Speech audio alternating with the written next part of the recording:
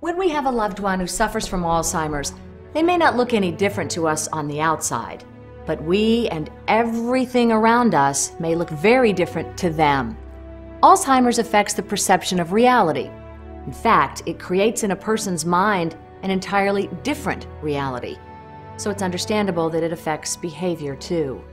My mom used to rage against my dad. She thought that he was trying to hurt her.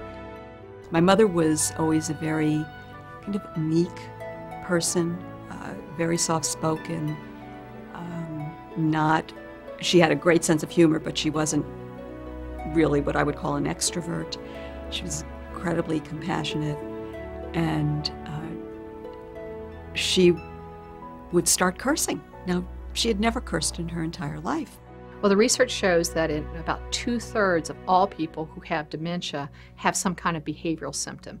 It might be wandering, it might be what we call hoarding, rummaging, disrobing in public, inappropriate sexual behavior, inappropriate social behavior. But what research has showed in about 90%, 97% of those cases, that if we find the reason behind that behavior, if we change our approach, change the physical environment, we can reduce it. Some people will say there's what they call the ABCs of behavior management. With each behavior or symptom that the family sees, you think in terms of the antecedent, what came before the behavior, what was going on, what were the circumstances, what time of day was it, what had just happened, anything that might contribute to why this behavior happened. And then there's the behavior itself. What meaning does that behavior have, if any, if you can figure it out? And then the C is the consequence, how we react to that behavior.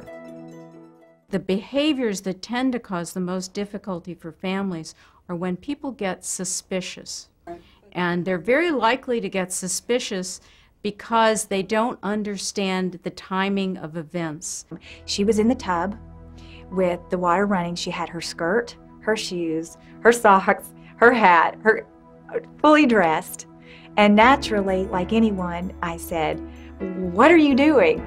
And she just politely said, "I'm soaking my tail." And naturally, I said, "Oh no, but we've got to get you out of here." And then I stepped back and said, "No, that's perfectly fine. Let's just soak as long as you want." But mostly a lot of reassuring. That seems to work better than anything. What a lot of these behavioral symptoms are about is fear. The world no longer makes sense to this person. They're scared that they're going to be abandoned in a place that doesn't make sense. So what they want is to be reassured that everything is in order and that everything is going according to plan. And right away I knew that she will be thinking about going home because she was in my house. And right away I called the police, and everybody in the family and the friends, everybody took a car to go look for her. And I remember the helpless feeling. I was calling her name. I call her Bobo, means grandma, loud in every houses in the neighborhood. I was afraid she was gonna walk in somebody's backyard, somebody thinks she's an intruder and hurt her. And I remember that just totally paranoid and scared, terrified.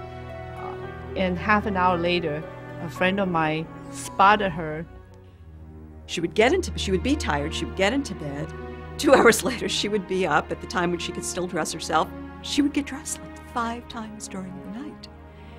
And it would drive me nuts because I would be up the entire time, and like my spouse was much easier going than I am, and he would say, "Just leave her be." Some individuals with Alzheimer's disease become less inhibited. So they may say things or do things that they would never have done earlier in their life. These may be sexual overtures or sexual advances.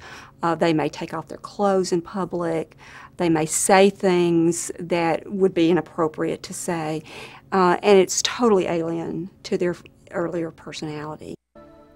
If you've ever been a parent to a very small child, you're already familiar with a skill that's important in dealing with behaviors that are driven by Alzheimer's. It's called redirection. Rather than confronting them with, no, we can't do that right now, or, you know, that you're doing something wrong or whatever, we really use that as a technique of trying to engage them in another activity. One of the behaviors that often is seen as a person going to an unsafe place, going to a door that outside of that door is not safety.